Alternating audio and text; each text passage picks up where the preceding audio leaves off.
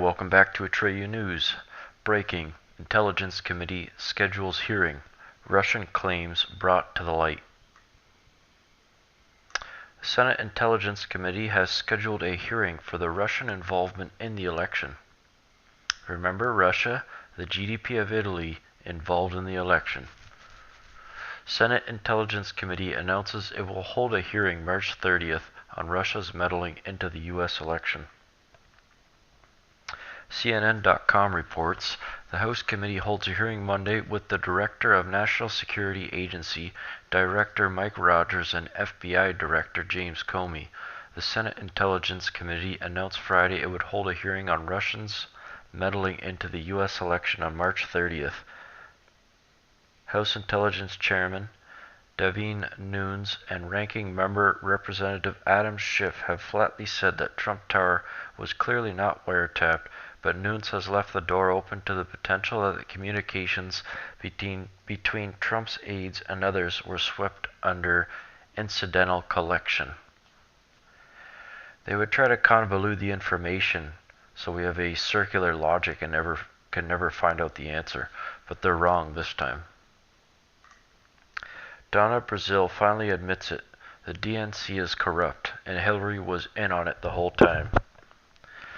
I was always shocked at how she could grin at the debates after Trump just tore her apart. She just grinned, wouldn't deny a single thing. A demon grin. Donna Brazile finally admitted that she leaked questions to the Clinton campaign. WashingtonExaminer.com reports veteran Democrat operative Donna Brazile finally admitted that she used her former position as a CNN commentator to relay questions ahead of the debates to Hillary Clinton during the Democratic primary. Now think about how absurd that is. Hillary actually had the questions and she still bombed. What a complete loser. For months, Brazile has avoided confirming that hacked emails from the campaign showed her forwarding the questions, which were asked as separate debates, but in a new essay for the Time magazine looking back on the hackings, she said it was true. In October, a subsequent release of emails revealed that among many things that I did in my role as a Democratic operative and Democratic National Committee Vice Chair prior to assuming the interim DNC chair position was to share potential town hall topics with the Clinton campaign, she said. My job was to make all our Democratic candidates look good, and I worked closely with both campaigns to make that happen, she said. But sending those emails was a mistake I forever regret. Making both of them look good, is she insane? They did everything they could to make Hillary look good and Trump look bad. At least she came forth and admitted it.